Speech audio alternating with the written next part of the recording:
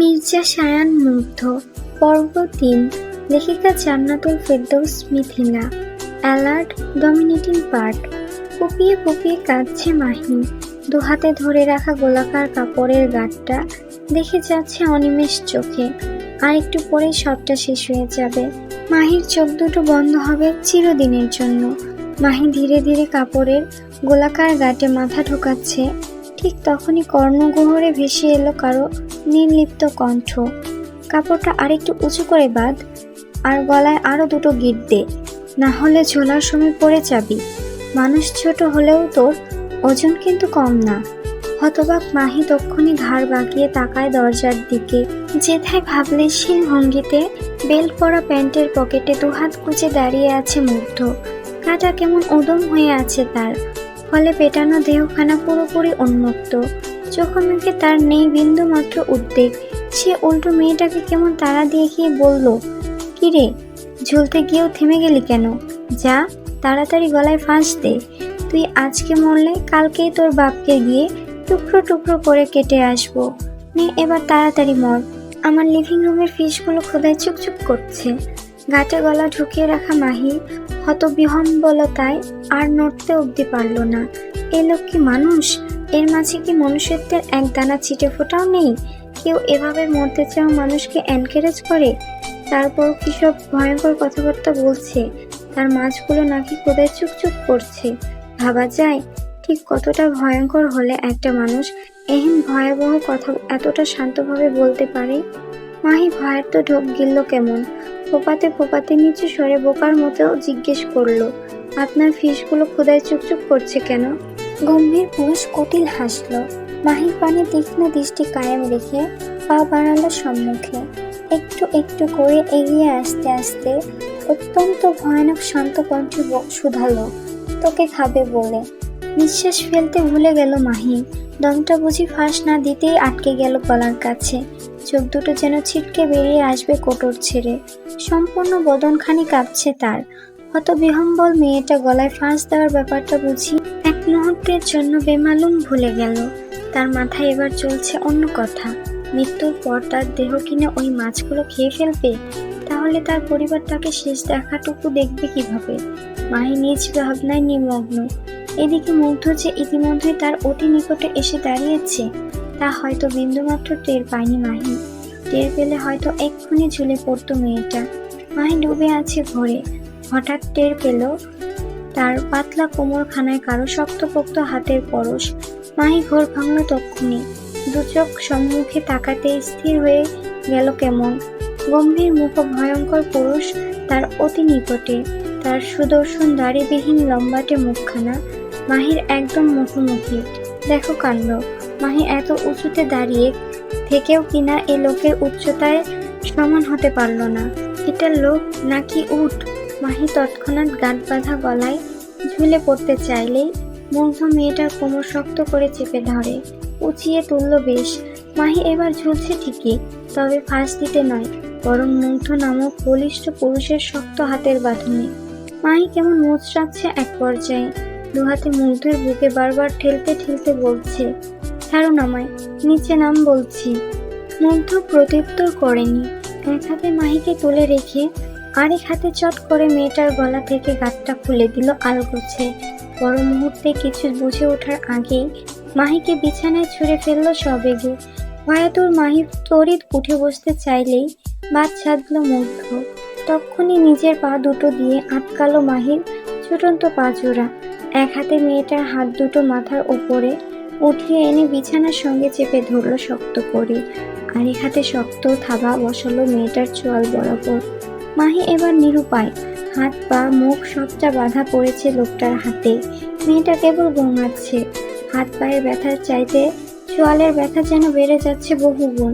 মেয়েটার নরম সরম চোয়ালের ওপর 5 আঙুলের চেপে ধরেছে মুগ্ধ।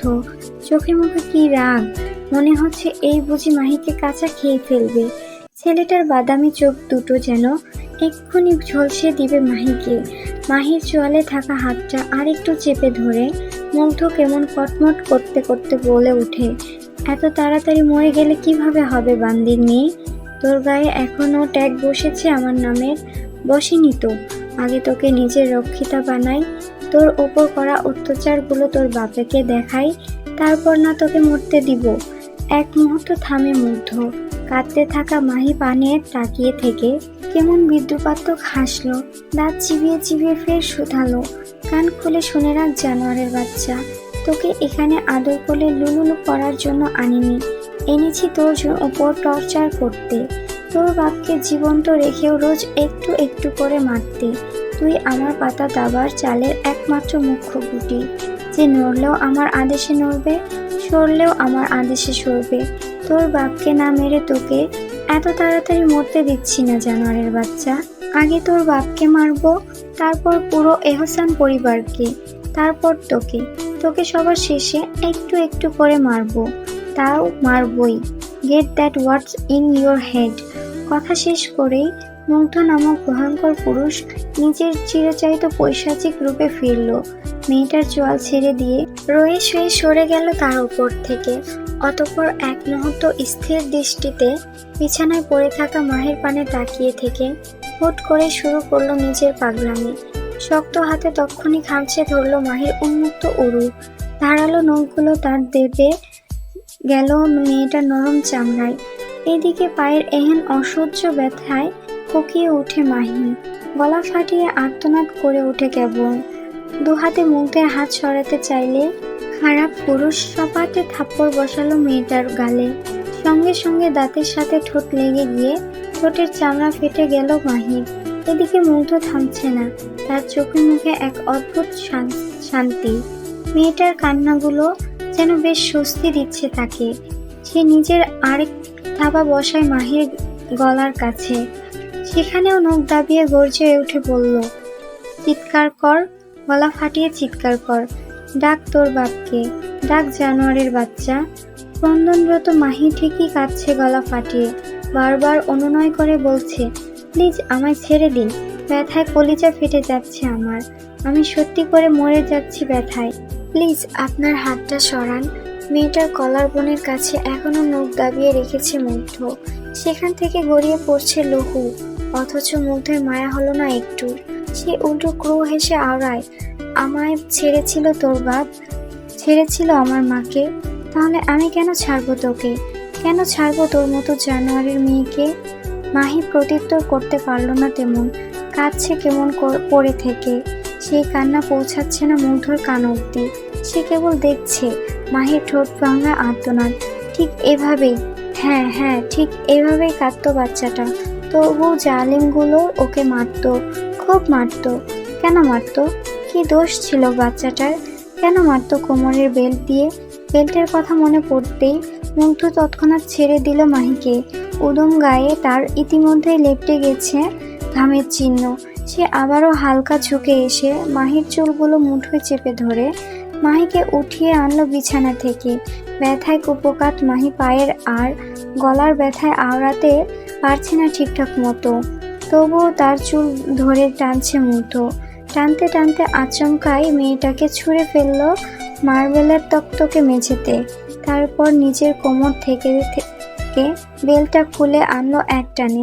মেঝেতে পড়ে আছে মাহি, কাঁদছে মুখ লুকিয়ে। এদিকে মুগ্ধ নিজের হাতে ধীরে ধীরে বেল্টের একাংশ পেঁচাচ্ছে। মাহি তখন রয়ে শুয়ে চোখ তুলে তাকায় মুগ্ধর দিকে।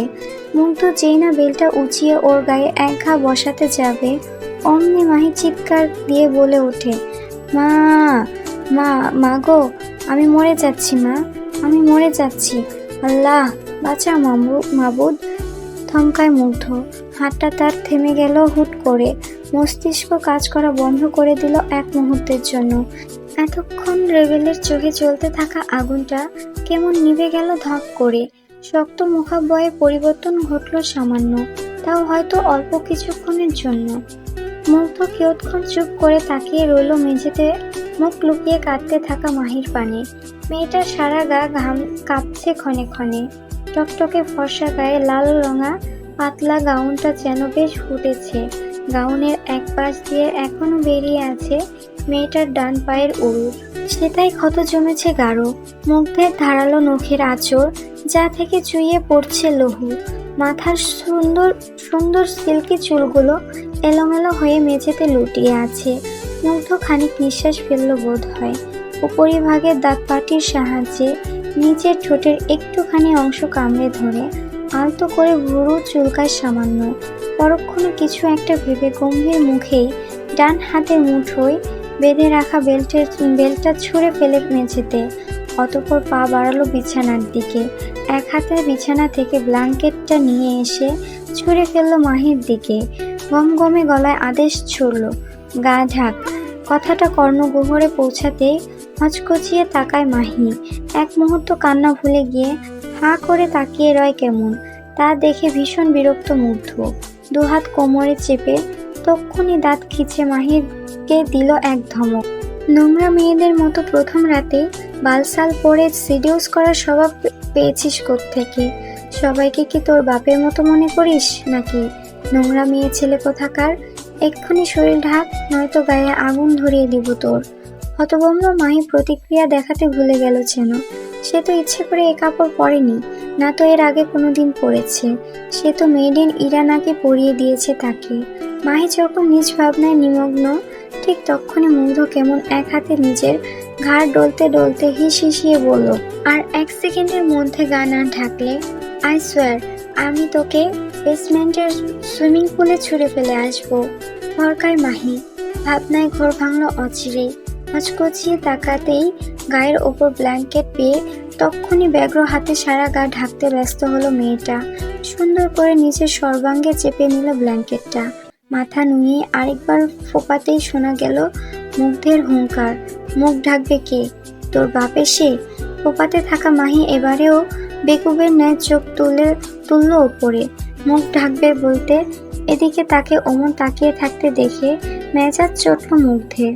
ছেলেটা কেমন ক্ষিপ্ত গতিতে এগিয়ে এসে কোনরূপ বলা পাওয়া ছাড়া আচমকা চর বসালো মেয়েটার গালে।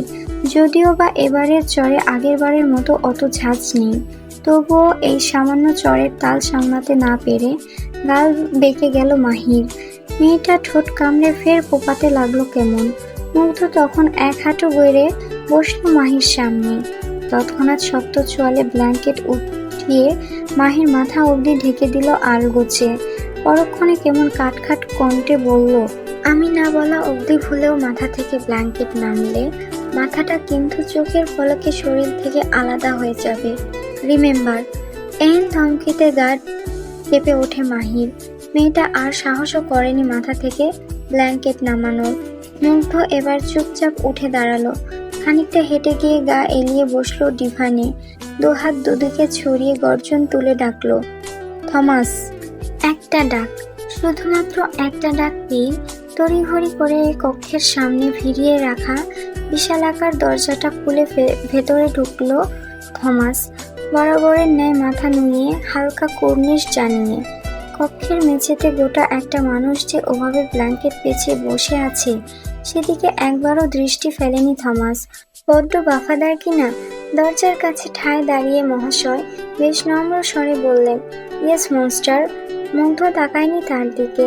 গুরুগম্ভীর কণ্ঠে আদেশ ছুড়ে, গেট মাই ফুড। থমাস ওপনিজ মাথা নাড়িয়ে তক্ষুনি চলে গেলেন। ফিরে এলেন প্রায় মিনিট পাঁচেক পর। হাতে ঠেলে ঠেলে আনছেন সার্ভিং র্যাক, সেথায় সাজানো হরেক রকম খাবারের বাহার। থমাস সার্ভিং র্যাকটা ডিভানের সামনে অবধি আনতেই মুগ্ধ হাত উঁচিয়ে থামতে বলল তাকে। পরক্ষণে দু আঙ্গুলের ইশারায় বুঝালো চলে যেতে। থমাস তাই করলো। আবারও কর্নিশ জানিয়ে চলে গেল কক্ষ থেকে। এরই মধ্যে আরেকজন কমব্যাট চলে এলো মুগ্ধের পোষা পেটকে নিয়ে। মুগ্ধ আর দৃষ্টিতে দেখলো তাকে।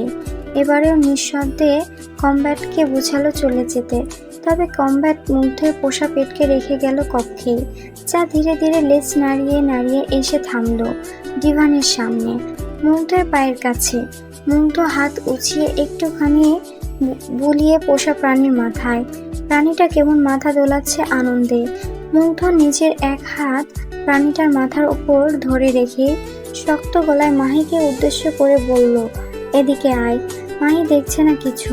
মাথার উপর অত মোটা একখানা ব্ল্যাঙ্কেট, এর ফাঁক গলিয়ে থোড়ায় কিছু দেখা যাচ্ছে। মেয়েটা কেমন অসহায় কণ্ঠে মিনমিনিয়ে বলল, কোথায়? তোর জমের বাড়ি। এহেন প্রত্যুত্তরে মৌন রইল মাহি। কিয়ৎক্ষণ বাদে ফের শুনল মুগ্ধের কিরবির কণ্ঠ, মাথা থেকে ব্ল্যাঙ্কেট সরা। এতক্ষণে বোধহয় খানিকটা স্বস্তি পেল মাহি। তৎক্ষণাৎ মাথার ওপর থেকে ব্ল্যাঙ্কেটটা সরাতেই যেই না সম্মুখে চোখ পড়ল, অমনি মেয়েটা কেমন আতঙ্কে চিৎকার দিয়ে উঠল, আল্লাহ গো, বাঘ! ভয়ার্ত মাহি তক্ষুনি দিন দুনিয়া ভুলে ছুটে গেল দরজার কাছে। কাঠের মোটা কারুকাজের দরজার গায়ে ইচ্ছে মতো হাত চাপড়েতে কাঁদতে কাঁদতে ওপারের মানুষজনদের উদ্দেশ্যে বলল, প্লিজ দরজা খুলুন, এখানে এখানে বাঘ এসেছে, আমার খেয়ে ফেলবে এটা, প্লিজ কেউ আছেন? কে শুনবে মাহির আর্তনাদ? দরজা যে এবার পুরোপুরি বন্ধ। এতক্ষণ যারা শুনেও শুনল না তার চিৎকারগুলো, এখন তারা থোড়াই শুনবে। এদিকে মাহি অমন চেঁচামেচিতে বিরক্ত মুগ্ধ পায়ের কাছে বসে থাকা বাঘের মাথায় আলতো করে হাত বুলিয়ে সে বলল, রাডা। মালিকের কণ্ঠধ্বনি কর্ণগহ্বরে পৌঁছাতেই আনন্দে উৎফুল্ল হয়ে গর্জন তুলল রাডা। পুরো কক্ষে ছড়িয়ে গেল তার গর্জন ধ্বনি। এ ধ্বনিতে কলিজা কেঁপে ওঠে মাহির। মেয়েটা এবার হাউমাউ জুড়ে কেঁদে ওঠে কেমন, কাঁদতে কাঁদতে হেঁচকি তুলে বিড়বিড় করে, আম্মু, বাঘ। মুগ্ধ বাঁকা হাসলো মনে হচ্ছে।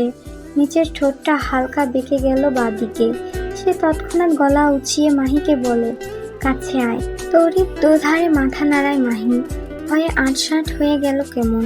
বাঘের সামনে ডাকছে এলো, তাকে না আবার বাঘের পেটে চালান করে দেয়। এদিকে মাহির অমন অবাধ্যতায় মুখাব্বয় শক্ত হয়ে গেল মুগ্ধের। সে কেমন আগুন চোখে তাকালো মেয়েটার দিকে। দাঁতে দাঁত চেপে ধরে ভয়ঙ্কর গর্জন তুলে আওড়ালো, ভুলেও আমার কথার অবাধ্য হতে চাস না মেয়ে, না হলে অকালে প্রাণটা হারাবি। মাহি পড়ল এবার বিরাট দোটানায়। এই মুহূর্তে তার সামনে কেবল একটা নয়, বরং দুটো বাঘ, দুটোই সমান হিংস্র। মাহি আর ভেবে কুল কিনারা না পেল না তেমন। তাই তো মনের মধ্যে একরাশ ভয় নিয়েও সে কেমন চোখ দুটো কুচকে কাঁপা কাঁপা বদনে হেঁটে চলে এলো মুগ্ধের সামনে। খানিকটা দূরত্বে এসে দাঁড়াতেই মুগ্ধ হেসে বলে উঠে, নীল ডাউন। মাহি তাই করলো। চুপচাপ মেঝেতে বসলো হাঁটু মুড়ে। মুগ্ধ তখন কোনোরূপ কথাবার্তা ছাড়াই মেঝেতে বিছিয়ে রাখা মাহির হাতটার উপর পা দিয়ে চেপে ধরে বেশ সজোরে। মাহি ব্যথাতুর শব্দ তুললেও চোখ খোলেনি একবারও। খুললেই তো অক্ষিপটকের সামনে দেখবে দুটো হিংস্র প্রাণীর মুখ। মুগ্ধ এবার প্রাডার ঘাড়ে হাত রেখে বলল, গো অ্যান্ড সিট বিহাইন্ড হার। এবার যেন সত্যি সত্যি দেহ খাঁচা থেকে প্রাণটা উড়ে যাবে মাহির। বাঘটা কি তবে তার পাশে এসে বসবে? একদম পাশে। মাহির ভাবনার মাঝে সে টের পেল মাংসাশী প্রাণীটার মখমলে পশমের খোলস। মেয়েটা তৎক্ষণাৎ ঘন ঘন নিঃশ্বাস ফেলল। কাঁদতে কাঁদতে অনুনয় করে বলল, ওকে আমার পাশ থেকে সরান, আমার খুব ভয় করছে, নিঃশ্বাস নিতে কষ্ট হচ্ছে। সার্ভিং র্যাক থেকে ফর্কের আগায় খাবার তুলছে মুগ্ধ। ওসব খাবার বাড়াবাড়ি ঝামেলায় নেই সে, কোনোরকম মুখে তুলতে পারলেই বোধহয় হলো। মাহির এহেন কথায় সে হাতের ডগায় ফর্কটা নাড়াতে নাড়াতে বলল, মেয়ে মানুষের জান আর কই মাছের প্রাণ দুটোই এক, বড্ড শক্ত, খুব তাড়াতাড়ি মরে না তারা, তুইও মরবি না। এহেন সঙ্গীন মুহূর্তে এরূপ গা জ্বালানো কথা বোধ হয় এ লোকের মুখ দিয়েই বেরোনো সম্ভব। এদিকে মাহি সত্যি মুখ হা করে নিঃশ্বাস নিচ্ছে। অধিক ভয়ে তার সাফোকেশন শুরু হয়, এখনো হয়তো শুরু হয়ে গেল তা। ওদিকে মুগ্ধ ততক্ষণে নিজের পায়ের জোর বাড়ালো। মাহির হাতটা বুঝি থেতলেই ছাড়বে অসভ্য ছেলে। মাহির চিৎকারের বেগ সামান্য বাড়লেও মুগ্ধ বড্ড নাখোশ হলো এতটুকুতে। সে কেমন গমগমে গলায় আদেশ ছুড়ল, আম হাংরি। যতক্ষণ না আমার খাওয়া শেষ হবে ঠিক ততক্ষণ তোরা দুজন চিৎকার করে যাবি। যদি ভুলেও আমার খাওয়ার মাঝপথে তোদের দুজনার মধ্য থেকে কারো চিৎকার থেমে যায় তাহলে কিন্তু তার শেষ নিঃশ্বাসটা আমার হাতেই ত্যাগ হবে। তো ভুলেও আমার খাওয়ার মাঝপথে চিৎকার থামাবি না। আমি আবার কারো ভয়ার্ত চিৎকার না শুনলে খেতে পারি না।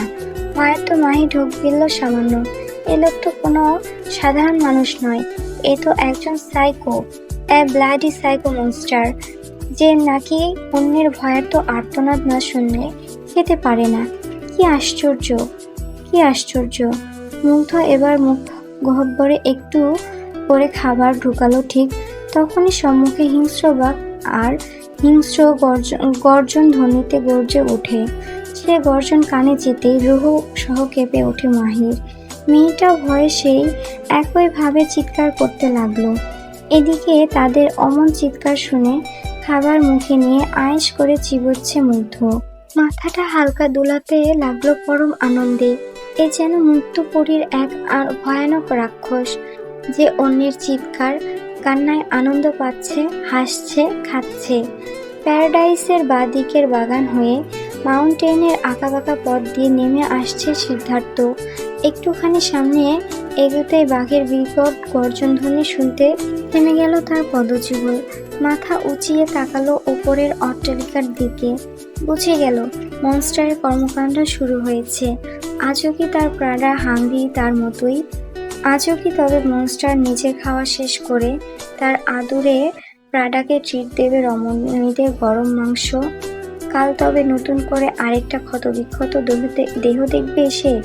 সিদ্ধার্থ মাথা নোয়ায়, পায়ের গতি আবারও চলমান করে বিড়বিড়িয়ে বলে, ব্লাডি মনস্টার, অধীর রায়।